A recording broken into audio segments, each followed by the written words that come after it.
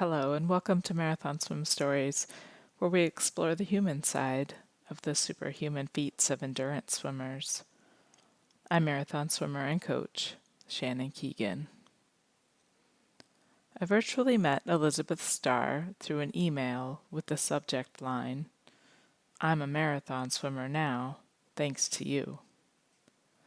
While I was flattered that Elisabeth wanted to credit me with her accomplishment, I know well that she did the work to become a marathon swimmer.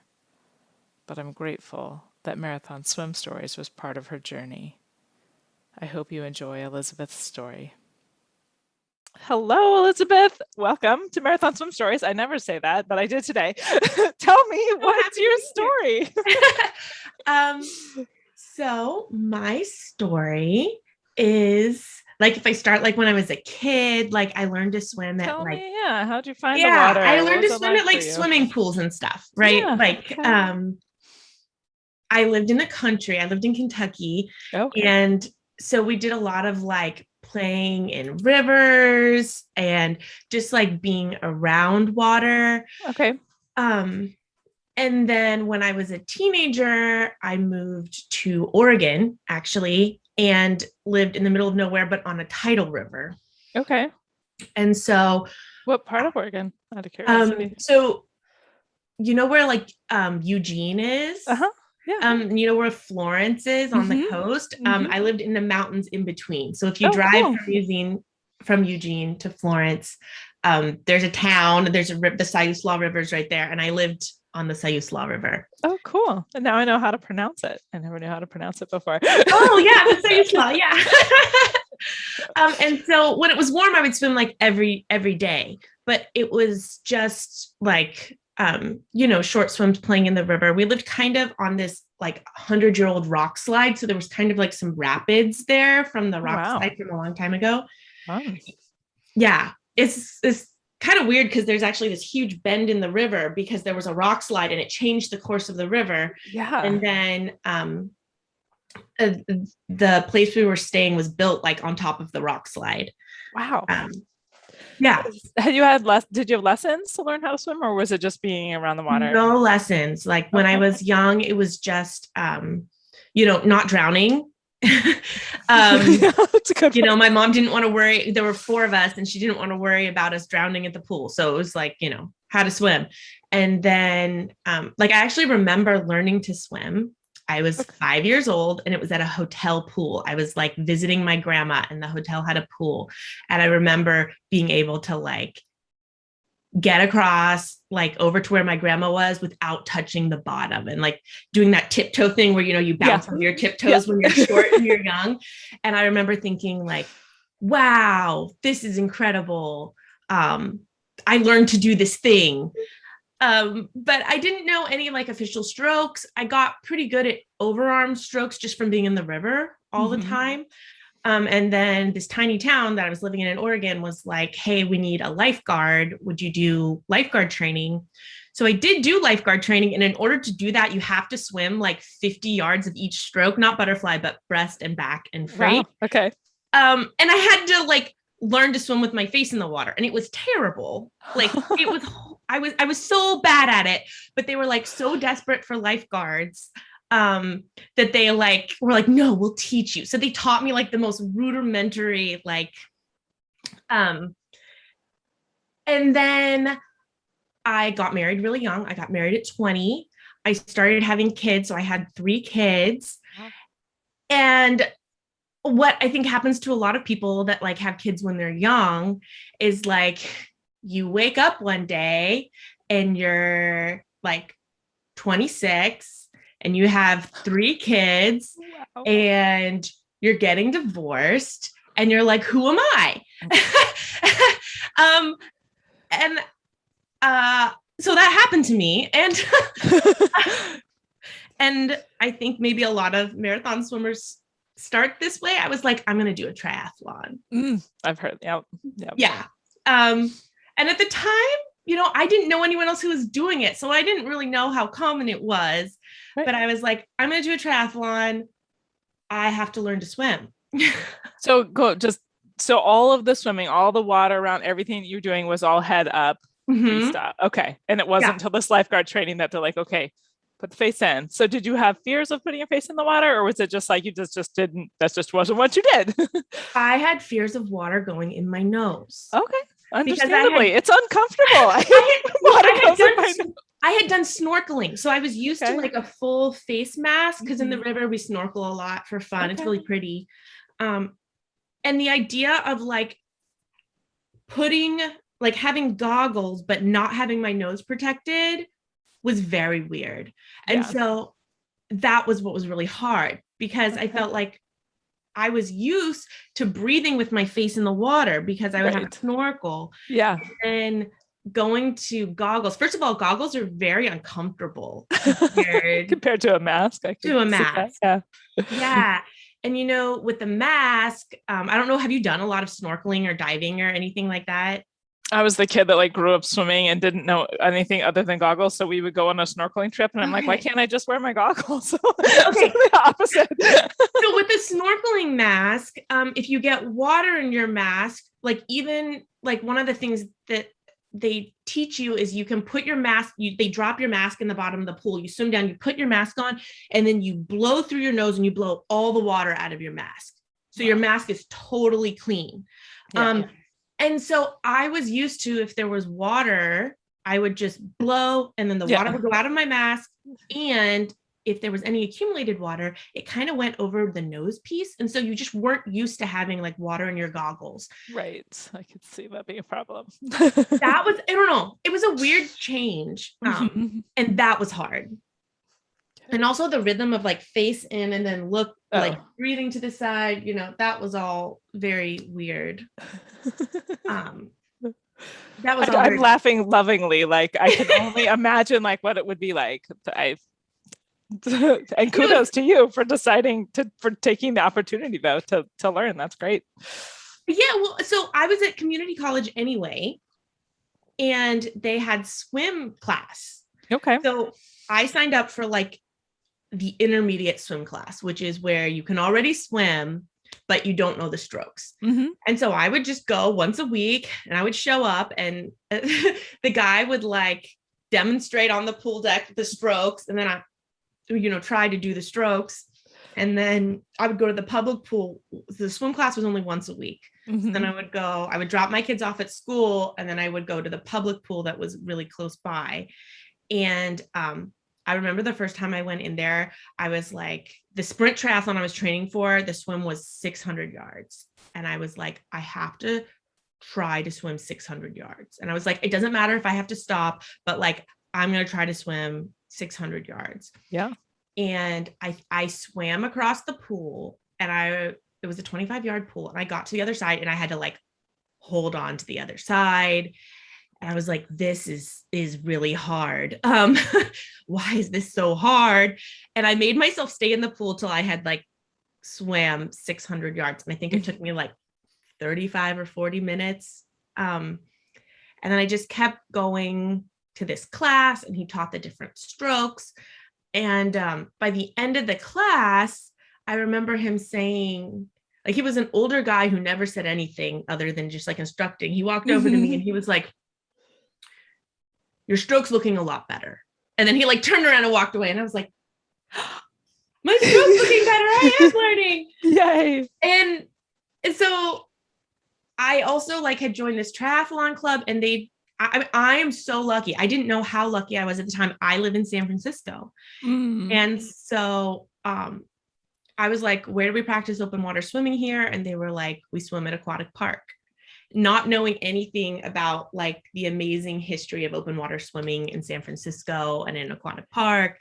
And so I went and we all met on the bleachers and I had bought this wetsuit and we swim out to the buoy and I look up and like everyone is gone. Like I'm very slow. I'm very, very slow. I think I was swimming like 3 minutes per 100 yards at that point. Like I was not quick.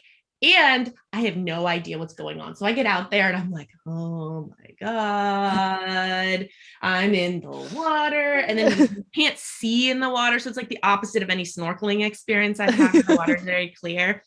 And I'm like, well, I can't see anything. And I have these goggles and they're like, okay, but they're leaking. And so I have to keep like stopping because I didn't yet know that you're supposed to basically strap them on for dear life. And it was just like, I remember like having a little bit of a panic attack out there and then just being like, no one's going to come get me. Like, there's no lifeguard. I'm here. I was only like 50 yards out from shore. Mm-hmm. That's where the buoy line is. Mm-hmm. Have you ever swam at Aquatic Park? Mm-hmm. Yeah.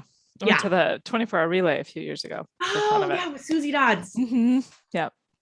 Yeah. So, I was just there at the buoy line and I was just like, well, no one's going to get me out of this. I'm here.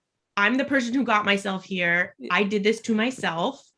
I didn't know the people very well at that point. And so I was kind of like, hey, I kind of got proud of myself. I was like, I'm out here. I got myself here.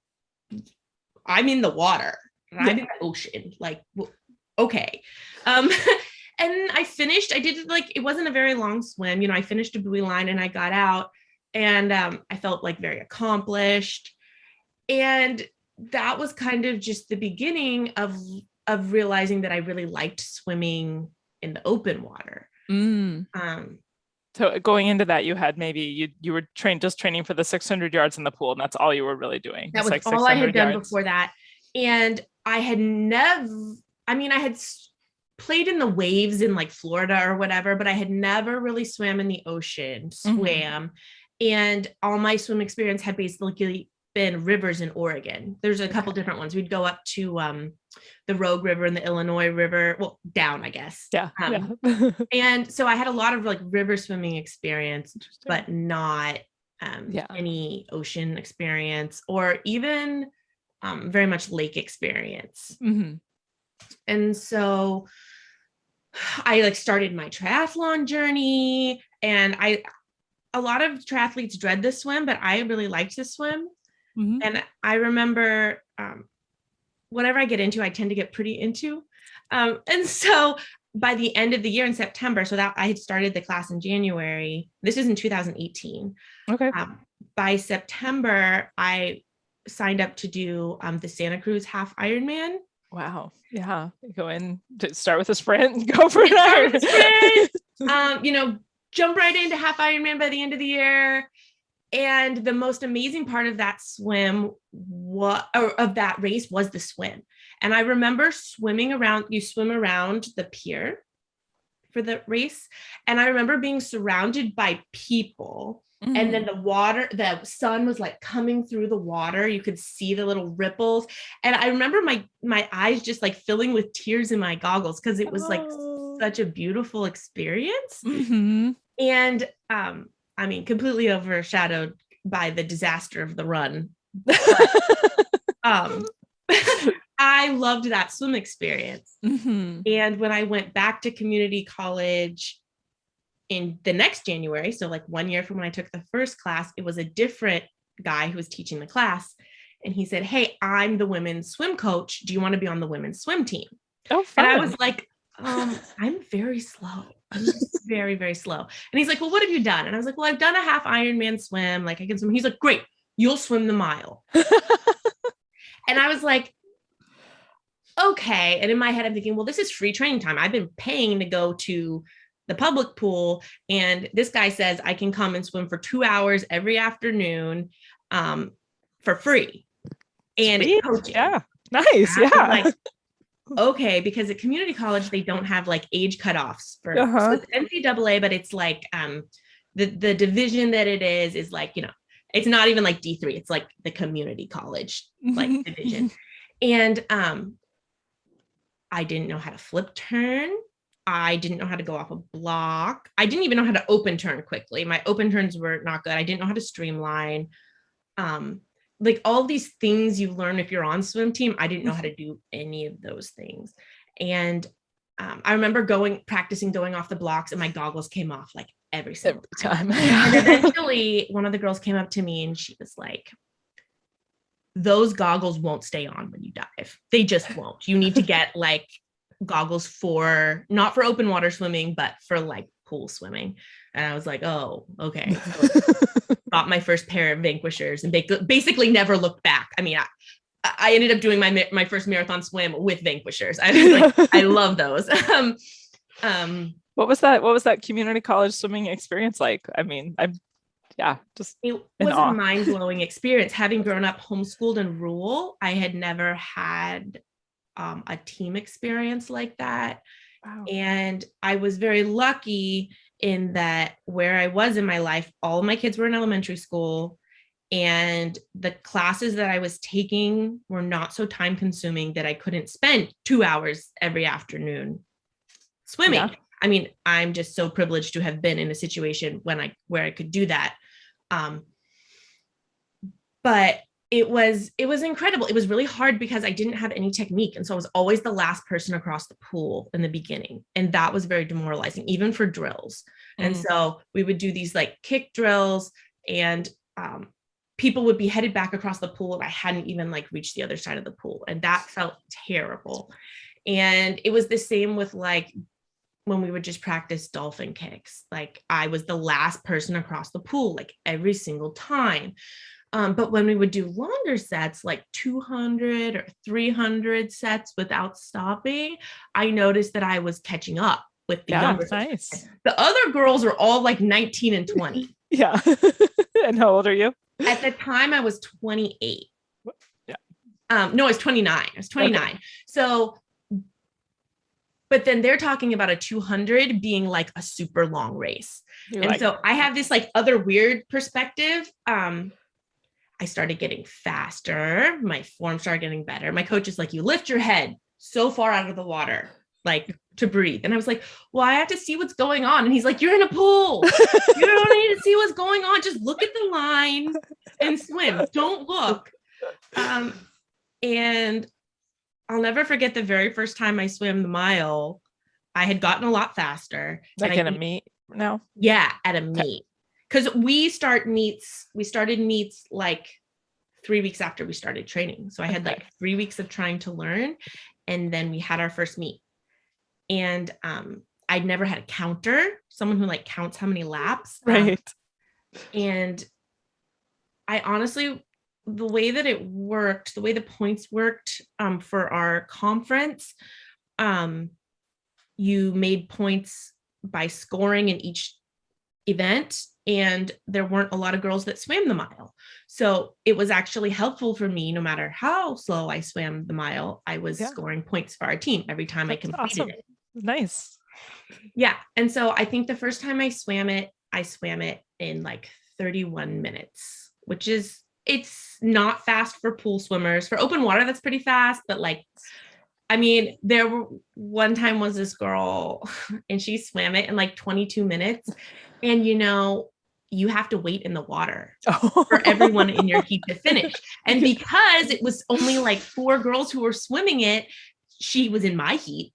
And I remember like finally finishing, and my team always cheered for me. No one really cheers during the mile, but my team always cheered for me. That's awesome. It was amazing. But I remember like hitting the wall and like looking over, and this girl's just like freezing because she like swam the mile in 22 minutes, and then she had to just sit in the water for like 8 minutes, freezing, waiting for me so she could get out and get in her parka.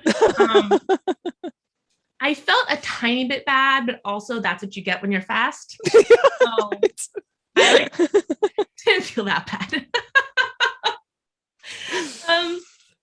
But yeah, so that was my swim team experience. That's awesome. So late 20s, community college. I love walk on. It's an amazing story. That's so cool. And I like tell anyone I know who goes to community college now, like, you should see if they have sports teams. Like if you've ever played a sport and have liked playing a sport and are going to community college, see if they have a sports team. Wow, what a cool experience. Yeah. So that was, you said 2018? That was 2019. Okay. Yeah. So 2018 was like learning triathlon, learning to swim. Okay. 2019, I had a swim team experience. And then I did an Ironman because I was turning 30 and I really wanted to do an Ironman. And that's kind of like my whole triathlon journey is kind of like a different story. But the swim has never been the hard part of the triathlon for me. So in that way, it's very different than other triathletes' stories.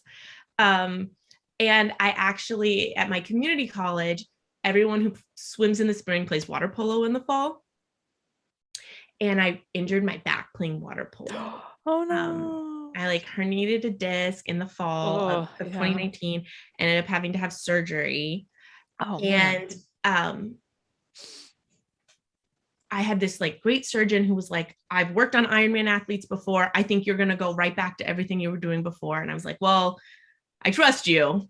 And by like December of 2019, I could just pull in the pool with a pull buoy, and Wow. I could not push off the wall hard. So it was pretty much all like swim to the edge of the pool, kind of try to throw myself off the side of the pool, and then like get up speed to swim to the other side of the pool, and then do the same thing over again. And I started getting better, and I had one more season of swim eligibility left. And so by January of 2020, I'm going to get to 2020. That year. I remember that year. But by the time we get to January of 2020, I'm able to swim again, but I can't flip turn. And I was really dealing with a lot of cramping in my lower legs caused by like scar tissue and the way the nerves kind of regrew and recovered from having the herniated disc on them. They were really sensitive. And so I was dealing with cramping a lot in the pool. It was a problem. There's a lot of cramping, which I never had before. Interesting. Yeah, in my like calves, a lot of cramping. And but I just like didn't flip turn, and I would never run on days that I was going to swim because that always seemed to make it worse. Right. Yeah. And I just kind of like threw myself into swim team, and I had gotten a lot faster because I wasn't really able to do running and biking yet. And so I was only swimming. So I was getting faster. And when the pandemic hit, we were actually in a van driving to a swim meet, and they called and were like, it was March 13th. And they called while we were all in the van, and they said, hey, it's not going to happen. We're shutting everything down. And, you know, I had been swimming 2 hours a day, every day for the last like 2 months.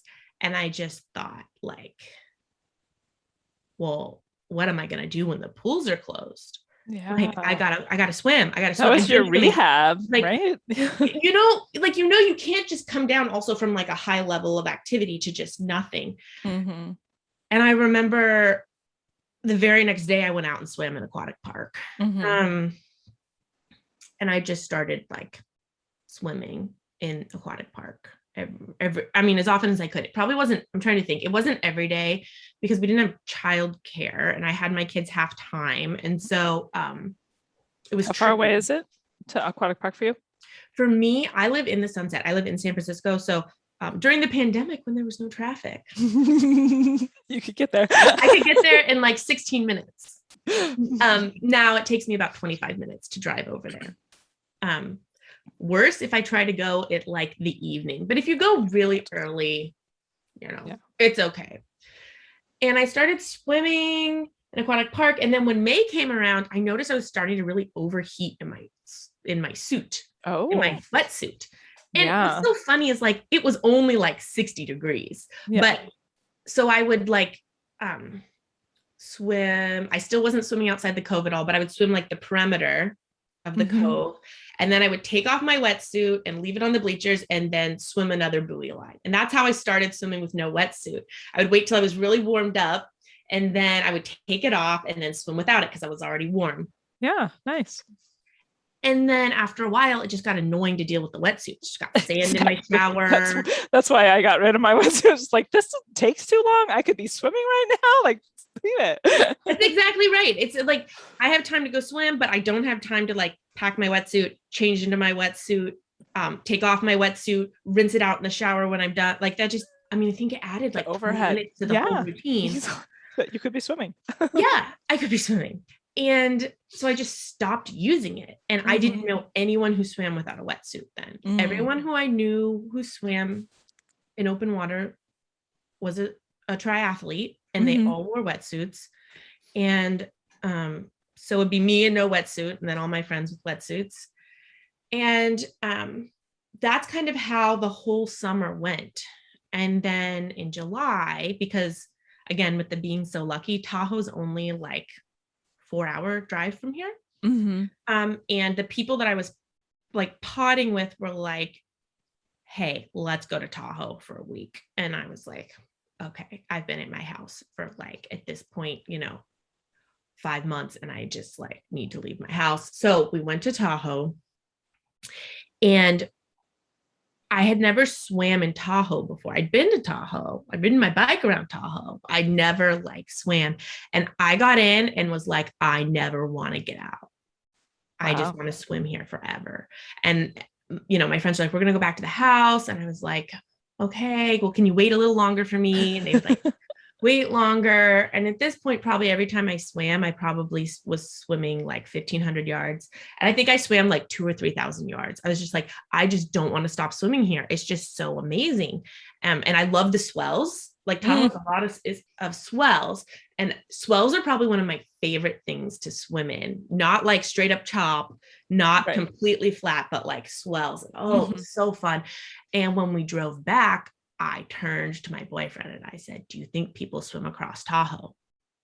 I mean, this is 2020. So many people swim across Tahoe, but I had no idea. You did, of course. There's too many people in the world. We can't know what everyone's up to. No, and I said, do you think people swim across Tahoe? And I like looked it up, and I came across the Swim Tahoe company. Yeah. And I looked at how much it cost and was like, oh no, too expensive, not for me. But I texted my friend Sabrina, who she was a marathon swimmer, but I didn't know what marathon swimming was. So I didn't know it's like she was this a word, right? swimmer. It's when like labels she had become done the Catalina Channel the year before. And so I texted her and was like, hey, wouldn't it be fun to swim across Tahoe? And she was like, I've swim across Tahoe. But she did it in college just with the kayaker friend, which is like not the safest thing to do. Yeah. But and so we were chatting about it, and I was like, oh, that would just be amazing. But I kind of put it out of my mind as like something I shouldn't do. But now I had a word for it, marathon swimming. And that's when I found Marathon Swim Stories. Because I love podcasts. And so I was like, I put in marathon swimming, and that came up. And I started like listening to the podcast, and I just felt like I related to all of these people. There was something about the way that they talked about swimming and the way that they talked about being motivated to do something very big. And whether they were the process type or the outcome type, there were things that I like resonated with. And I just remember feeling like, I don't know any of these people, but I feel like these are my people. Yeah, that's awesome. Gives me goosebumps thinking of that. That's so cool. Yeah. And then what kind of happened was it kind of started changing the way that I looked at swimming. So this is in the summer of 2020. And I started thinking, I bet I could swim farther. I bet I could swim farther. Like I knew I could swim 2.4 miles because that's how long my swim was for my Ironman. But I was like, I bet I could swim farther. And then I remember like being like, I don't know how I could do with the cold, and just like, all these things you don't know. And I didn't know anything about feeds, right? Like anything. No one in triathlon feeds during swims. Right. It's too short. Too short. You're going to be on the bike, and so much easier when you're biking or running. Yeah. Or you like, grab a gel in transition or something like that. I just had no idea. And I like did an Alcatraz swim. And then your podcast that you did with Sylvia Lecoq, like came into my life. Yeah. And I just, she had 3 kids in San Francisco, and like she had entered through triathlon and then become like a marathon swimmer. And I remember just thinking like, this lady will know who I need to talk to. I know. And also that's when I learned on that podcast that she was the part of the Swim Tahoe company. And I was like, oh, I had found her before and didn't even know that that's who I had found. And so I think I sent her like a Facebook message. She doesn't really use Facebook. So I had like sent her a Facebook message. and then had like signed up to swim bridge to bridge with a different company. And like a month later, she was like, hey, I'm never on Facebook, but here's my number. You should call me. We can talk. And I ended up doing this bridge to bridge swim with another company, and I had decided I was going to do it in a wetsuit because I had never swam for longer than like an hour without a wetsuit in the bay, and I wasn't sure how it was going to go. And the swim was not handled the best, and our group got really spread out. And the way that swim works is you really need to be in the current. And I had a pretty new like stand-up paddleboarder as my assist person, and had basically been pushed into like a back eddy so that I could not make any progress. And then they're like, the tides are going to change. We need to move you. And I was the first time I had experienced any sort of like feeling like I wasn't going to be able to complete something that I had started. Yeah. And I was really frustrated. I was like, I could swim forever. What's the problem? And they're like, there's tides to think about. Like, you being able to swim forever isn't going to change. Yeah, the situation in this ocean right now. Yeah, the bay. Yeah, and it was me and one other friend. We were both in wetsuits, and they came over on and were like, we're going to move you out further to the current, but we have to move you pretty far. So you're going to have to get onto like it was like a ski-doo, I guess. It was pretty big though. And there was like a boat and a ski-doo. So we both got on the back of this ski-doo, and they took us back out into the current. And I was so upset at what was happening. And I was like, okay, they're like, you can get back in here. And I was like, okay. And I was like, I'm taking off my wetsuit. And so I just stripped off my wetsuit on the ski-doo. And my friend was like, I'm taking off my wetsuit. So he takes off his wetsuit. And we probably swam another 45 minutes to finish the swim. But we jumped back in, and we swam the last 45 minutes with no wetsuit. And we come in, and all of our friends who are faster and had started before us saw us come in, and we're like, well, where's your wetsuits, guys? Like, you started in a wetsuit and now you don't have a wetsuit. What happened in the middle here? And I was just like, I'm never wearing a wetsuit again. I don't need to. This is not happening for me. I didn't like how it felt. And I was frustrated with my swim. And I actually called Sylvia like that night and was like, this is what happened. And she was just so encouraging. Because at that point I was kind of like, well, that's it. Like, I obviously can't do it.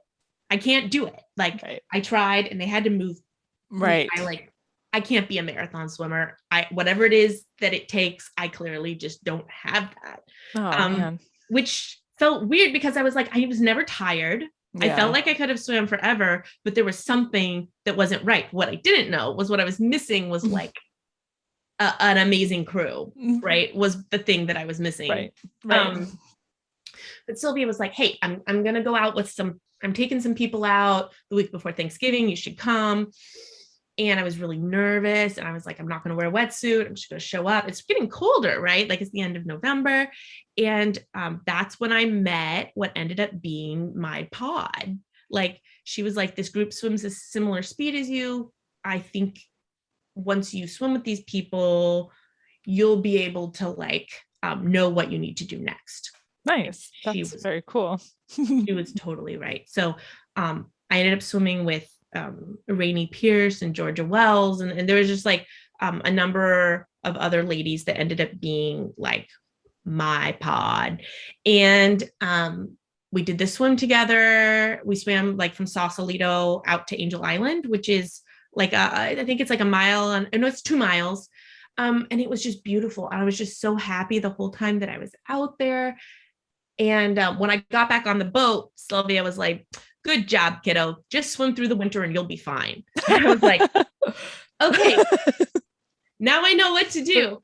Yeah. And she had asked me then, because I had told her that I had been thinking about Tahoe, if I wanted to book it. And I said no, because I didn't feel comfortable doing something like that without being vaccinated, because vaccines were just starting to roll out. Mm-hmm. And I was like, I don't know when I'm going to get vaccinated. I don't want to book it.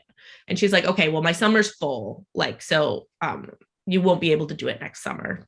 I said, okay, that's fine.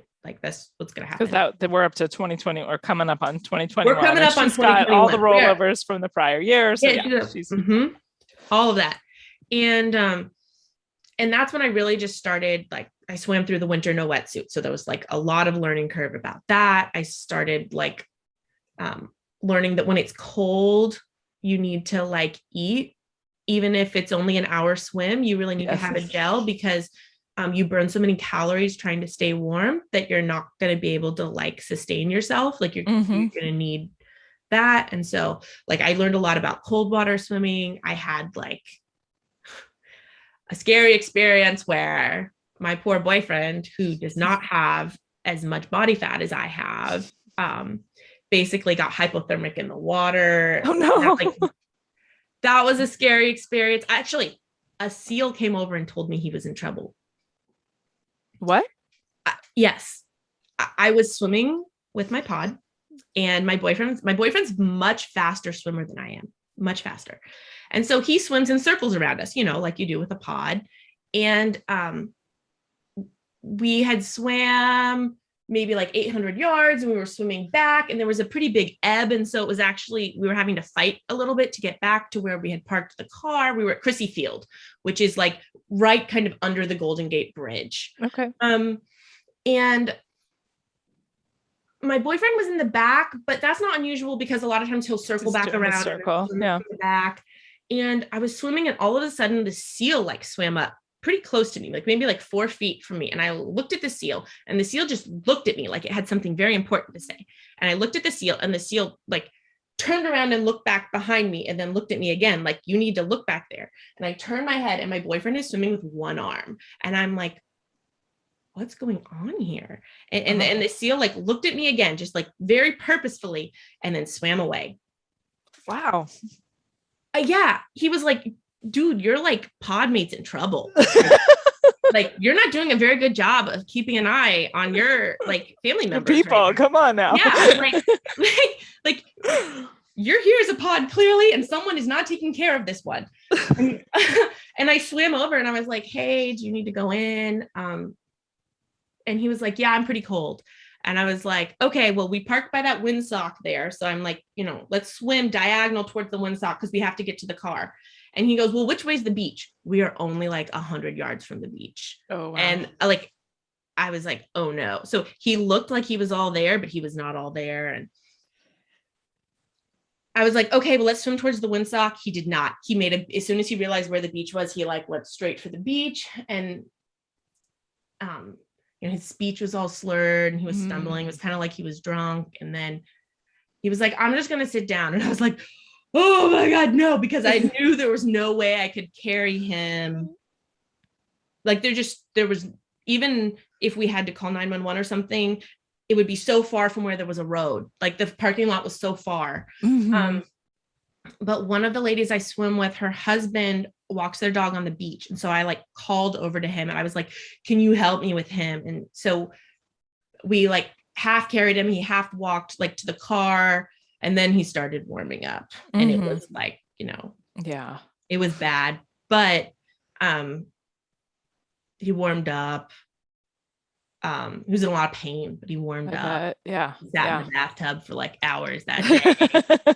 And we learned some things. Yeah, we learned some things. I learned a lot from that experience. I had a lot of like funny, like beginner experiences. I like got caught in like a back eddy out at China Beach at one point.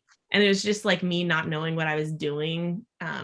It's ocean. That's why the ocean, one of the reasons the ocean scares me is like I can't read it. You know, it's like a foreign being. It's like an alien to me. There's a lot to know about the ocean. Swimming with people who know what they're doing seems like good advice. Yeah. Going into, so over winter, we could do probably a whole episode on cold water learnings. Sure. But So we're going into like 2021, and my pod that I was talking about said we're going to swim around Angel Island, and that's like a 5-mile swim. Yeah. And I'd never done feeds before, but I was like, okay, I'm going to have applesauce. I'm going to have your longest going into that. Probably. Well, I mean, there was the 10K bridge to bridge with the break, but at that point that had been several months. I mean, it was cold. So I'd really only been swimming, 2,000 yards at a time. Okay. It was cold and I couldn't stay in any longer. And the pools were just starting to open again. Mm-hmm. And actually I was starting to practice with my swim team again. Oh, nice. And I was like, okay, I'm going to do this. I'm going to have applesauce. And I just didn't know what I was doing. And so where'd you get the idea for applesauce? So my friend Sabrina, who I was telling you, I asked her what she likes to eat while she's swimming. And one of the things she said was like, she really liked to eat applesauce. And I didn't really realize that for her, that was like a treat in addition to all of her other nutrition that she was taking in. Yeah. So in my head, I was like, oh, I'll have applesauce packets. That'll sustain me. Yeah. Great. Well, it's so funny to me now. But yeah, I remember now the pools had opened. So I had started doing doubles. So I would swim like 1,000 yards in the bay in the morning. And then in the afternoon, I would swim for an hour and a half in the pool. And so we get there to swim Angel Island and there's like 5 of us and Sylvia. And everyone hands Sylvia all of their bottles labeled with their names and their gels. And there's me and this other girl that it's our first big swim. And I hand her like a mesh bag full of applesauce pouches. And the other girl hands her a Ziploc bag full of like Cliff Bars. What did Sylvia say? And Sylvia just kind of looks at us and goes, okay, all right. And I was so hungry on that swim. I was starving. And How far in until you finished all your applesauce packets? I mean, I finished. So we were going to eat the plan was to eat every 30 minutes. And we had planned for it to be a 3-hour swim based on the time of like the slowest person that was with us. We're like, it's going to be a 3-hour swim. And like an hour in, I'd had 2 feeds and we were trying to do fairly quick feeds. And so even though I had applesauce left, just the applesauce was not enough. Yeah. And I was just like, I am so hungry. And then we got to our next feed and I like sucked down an applesauce and asked for a second applesauce. And Sylvia's like, okay. She's like giving me the stuff. And by the time we got around the backside, everybody's swimming. And I swam over to Sylvia. I swam over to the boat and I was like, I am so hungry. I am so hungry. And she's like trying not to make eye contact. She's like, keep swimming, keep swimming. I'm like, I'm so hungry. She's like, okay. So she reaches in the other girl's bag of Cliff Bars. Yeah. And she like, because the girl had handed her like a whole bag full of Cliff Bars and like gave me half a Cliff Bar and it like fell in the water. She's like, oh, I'll get you another one. I was like, no, this is great. This is wonderful. Thank you. And then we started getting around the backside and my legs started cramping up terribly. Oh, no. And so I only pulled for like the last mile. I only pulled because I couldn't kick at all. But I finished and I still felt great. I didn't feel cold, nice. But I had again that thought like, how could I do a marathon swim if I like am so hungry and my legs are cramping? Like if my legs are cramping, that's a no-go. What am I going to do? And I had the opportunity to observe for someone who was swimming round trip Angel Island. And are you familiar with that swim? No, I've seen a picture of someone having done it, whatever, all that, but no, I haven't done it myself. Okay. So it's like a 10-mile swim and it starts at Aquatic Park and you swim out and around Angel Island and back. And the tides are difficult. You have to cross 3 shipping channels. It's like a big deal. Yeah. And I observed for someone who had done it before and I was just in awe of her feeding system. And that's when I discovered hot shots. Yeah. Janine was telling us about that and with her fears of, That's what I was thinking when I was listening to her. I was like, I heard the first one with her and she was talking about cramping. I was like, oh, she has to find out about hot shots. And then on her next podcast update, she was saying that like someone told her about hot shots. Yeah. Yep. And they taste like cinnamon flavored toilet bowl cleaner. They taste terrible. They taste so bad. But they're like a miracle. They just stop cramping. And so I was like, okay.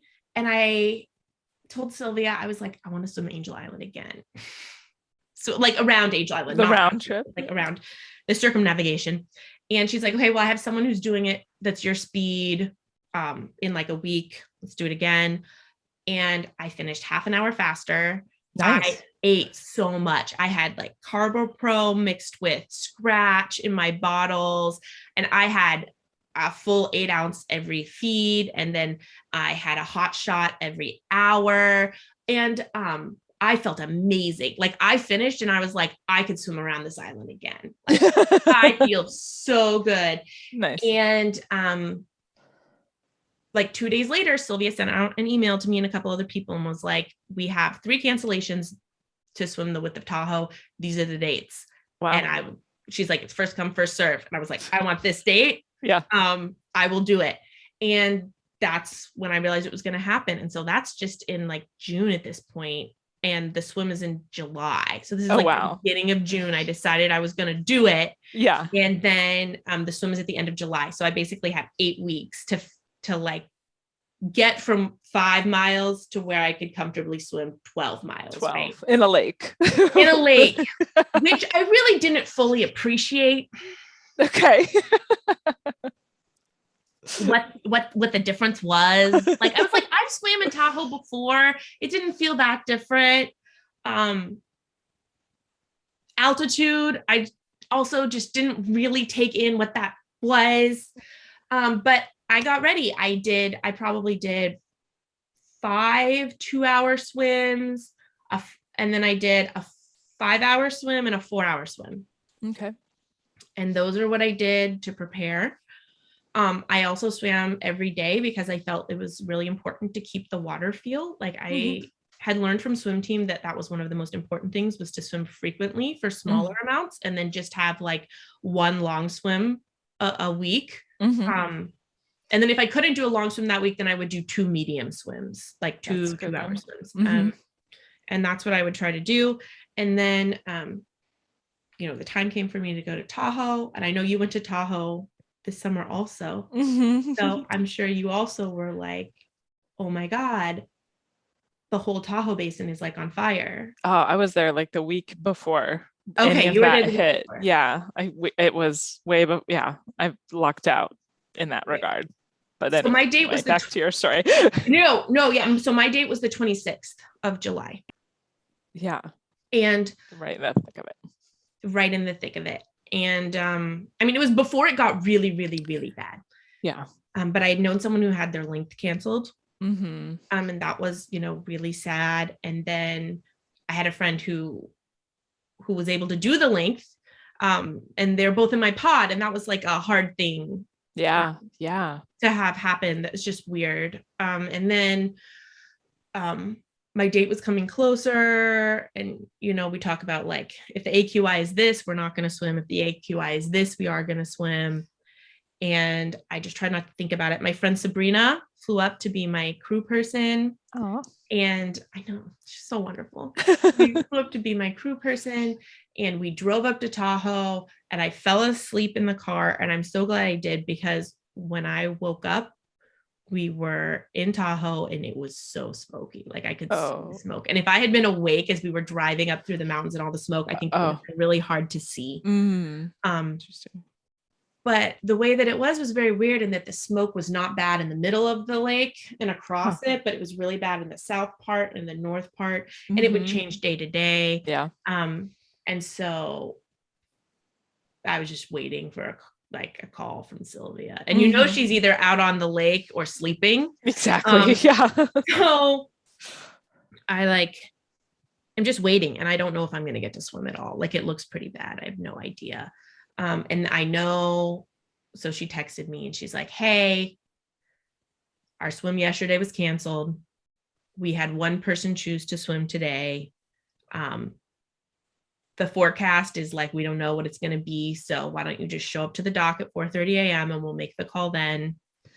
If you feel comfortable, because at that point, the AQI was not in the dangerous zone, but it was high enough that if someone had breathing problems. Sensitive. Yeah. Yeah, they probably shouldn't swim. So I said, okay.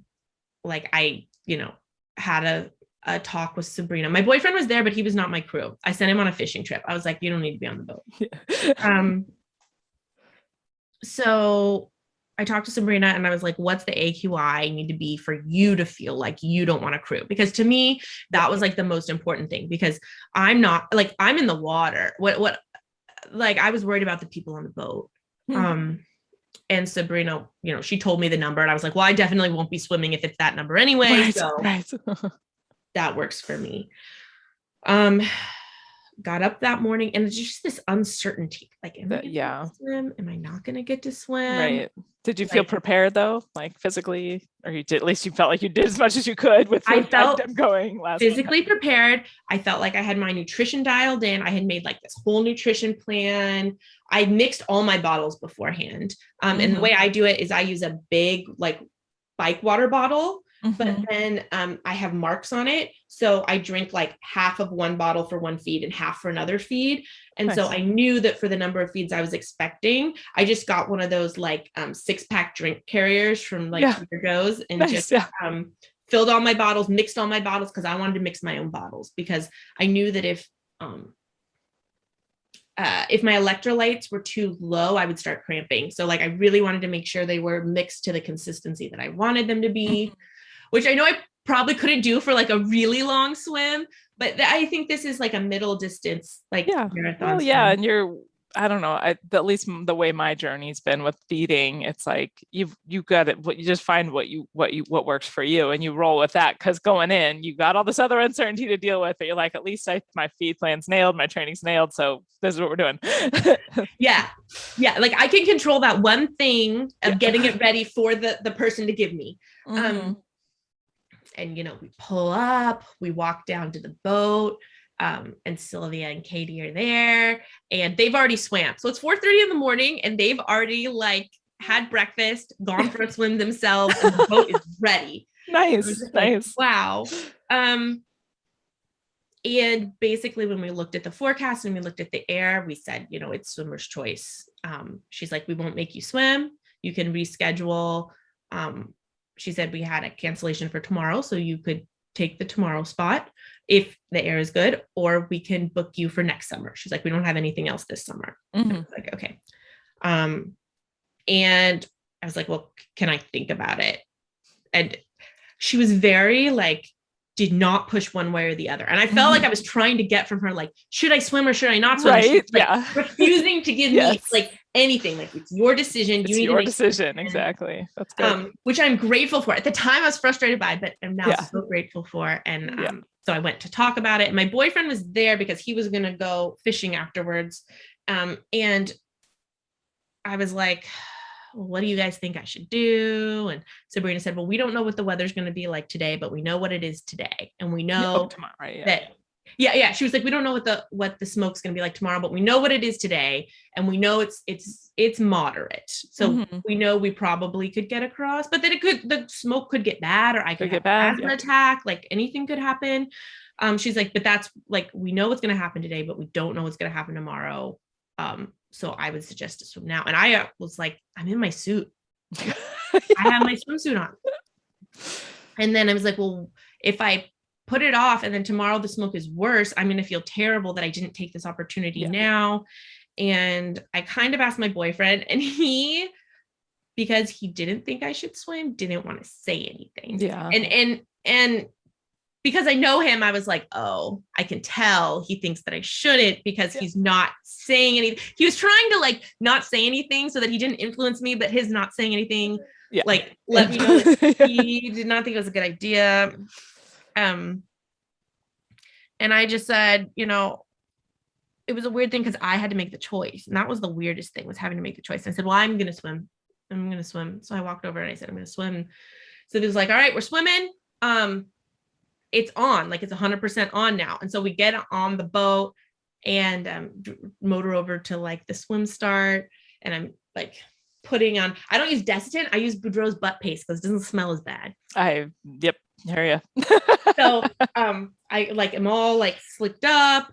I have all my things and I kind of get this like sinking feeling like, oh, it's like it's happening now. What if the weather changes? Like, what if the smoke changes? Like, did I make a bad choice?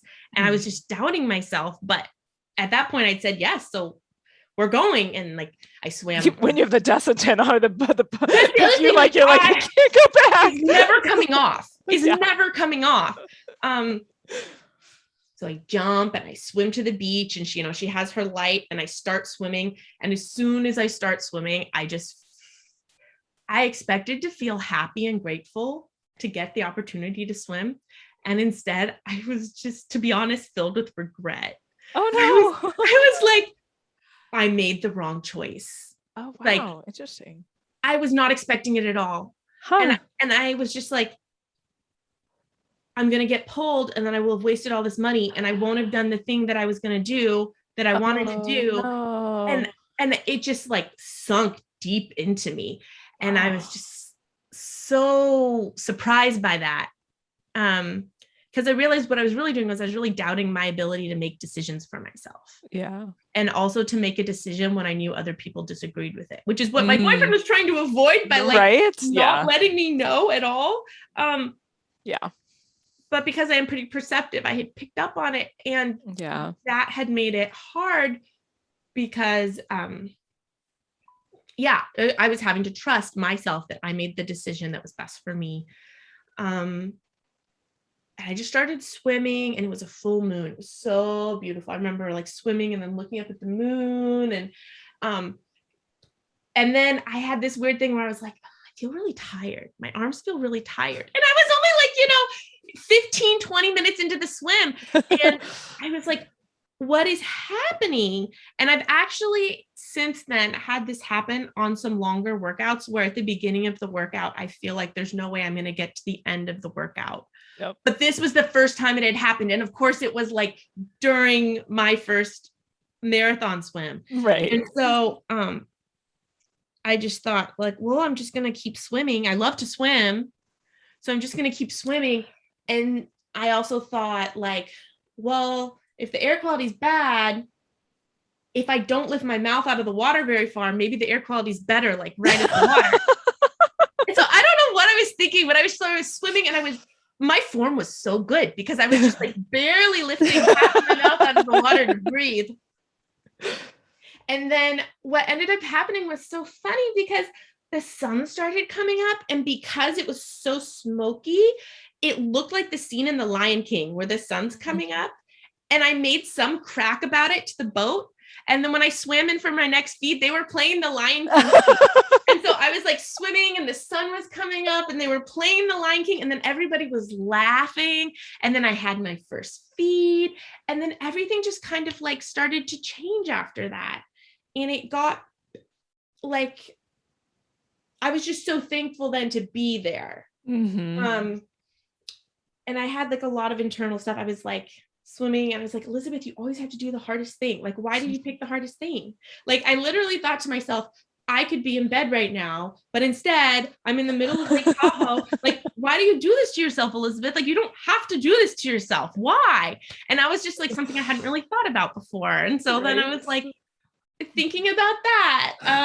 And then I was looking, and like, you can't see anything because there's so much, there was smoke on like normally the visibility is so good. And air quality was not bad where we were, but it was really bad at the south end of the lake, really bad at the north end of the lake. So you couldn't see anything. Yeah. Even though I could breathe, it didn't even feel heavy. It didn't smell like smoke even. Like, interesting. You could see the smoke, but it wasn't like where we were. There was like a corridor. A channel for you. Yeah.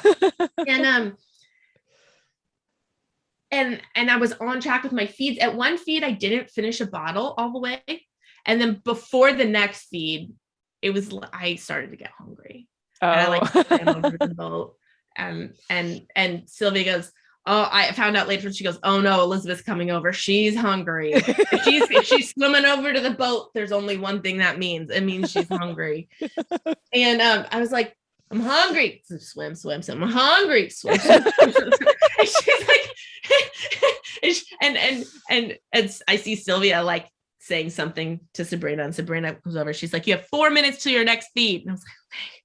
Like still gonna swim. So I took a little bit extra at that feed, and I was like, okay again.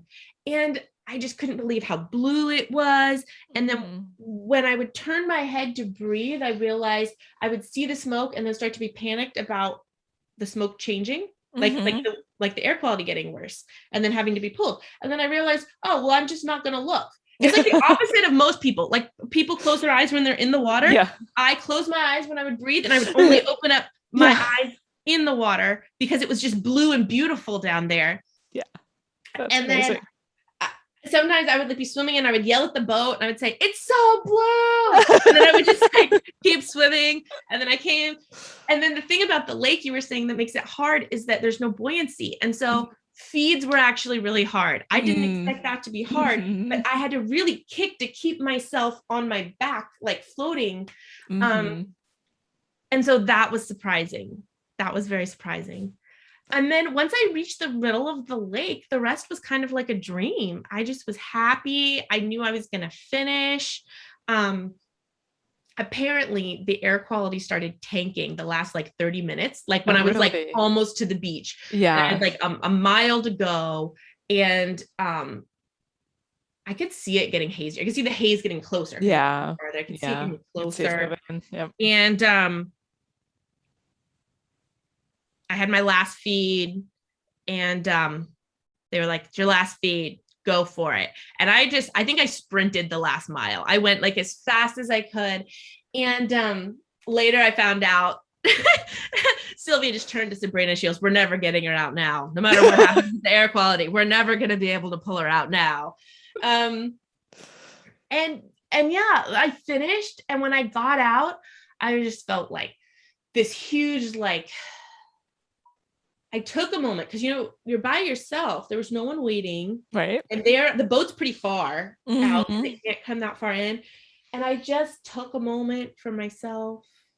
And it was just like, it reminded me of having a baby, right? You have a baby, and then for me, I like kind of caught my daughter and I like pulled her up on my chest, and you don't even have a moment to like be like, oh my God, she's so cute. You just like breathe for a minute. Yeah. With the baby on your chest. And that's how it felt to stand on the beach and just like be like, this thing I wanted to happen happened, and I made it happen, and I put in all this effort. And I also had a lot of luck, and a lot of things went right that could have gone wrong that I had no control over. And then I swam very slowly back to the boat. And even like I didn't even want to raise my arm up I think I breaststroked all the way back out. And then by the time we were motoring back across, the air quality was really bad. We even put on masks. Oh yeah, I bet. It just really tanked. Yeah. It was like I reached the other side and all of a sudden all the smoke rolled in. Oh man. And that's the story of What do you think that you've learned about yourself from marathon swimming, from your first marathon swim, and then maybe what's next, and then we should wrap it up? Yeah. I feel like what I learned from the swim itself was that I can trust myself. It's a big one. It's a good one. You never know what you're going to learn when you set out on a new goal, but you'll probably learn something. But I thought I already trusted myself, right? So it didn't even occur to me that would be a place that I would grow. But like making a decision that was like different than what my partner's decision would have been was actually a big step for me in my personal growth, and one that I felt really good about. And then the other thing is just that like people are wonderful. I didn't talk about it a lot, but I did end up joining like South End Rowing Club and have an amazing community of people there that I've met and who have supported me, whether through advice or swimming with me or just all sorts of things. And that's been really amazing. That's more like what's on the what's up next for me thing. I was really excited to get to direct a swim after that. Nice. in August for South End, uh, a 10K in the Bay. Nice. And that was a really exciting experience. And I loved race directing, and I would probably like to do it again. Um, I really enjoy my morning swims that are just fun. I'm with a pod that goes out and we just have a good time. We like climb on the boats that are parked in the bay. We swim behind the boats and we climb on the ropes that go up to the big boats. And we do like fake synchronized swimming and we just have a goofy time. And on birthdays, we do naked swims. And it's just like, it's playful, and I Yeah. love that like playfulness, so I'm really enjoying the playfulness in the community right now. When I first finished, I was like, I'm gonna do the length of Tahoe next, but I knew that I needed to like take some time to make sure that was like what I really wanted to do Mhm. first. And my school schedule has really picked up. I transferred from community college to the University of San Francisco, and I'm a math major. And so I've been very overwhelmed by the amount of schoolwork that I have. And the idea of like having to do this again next semester and also training for a big swim seems a little It's a lot. overwhelming. Yeah. So I decided that I will probably do a swim, but I probably won't do length of Tahoe. I Yeah. probably will do something nearby in California, either in the Bay or like in the Santa Cruz, Santa Barbara area. Hmm. I'm not sure what yet, Yeah. um, but probably more mid distance. I think it's been very exciting, and Southland Rowing Club gives me a lot of perspective. You know, you sit in the sauna with these women, and they're in their 70s, and they've done most of the Ocean 7 swim, and they Right. didn't start swimming till they were 50. Yeah. And I think so. Right now, I'm 32, and I just think, wow, there's so many swims I want to do, and I have so many years to do these Yeah. swims, and um, my future is like wide open. Yep. And so I'm trying to not like burn myself out on swimming and jump into something huge and very expensive, um when there's so much that I can do close by and work up to that when I'm Yeah. like done with school and my kids are a little older and stuff like Yeah. that. Very cool. Very cool. Thank you so much for reaching out to me and letting me know that how marathon swim stories affected you. That just brings me so much joy. And thank you for sharing your story with us too. It's an awesome story. Love it. Thank you for having me. I hope you enjoyed today's interview. Do you want to take marathon swim stories with you? Subscribe on your favorite podcast provider. Want to connect with like-minded limit pushers? Join us for Marathon Swim Stories live on Tuesdays at 5:30 a.m. Pacific, 8:30 Eastern, 13:30 GMT. Thanks for watching.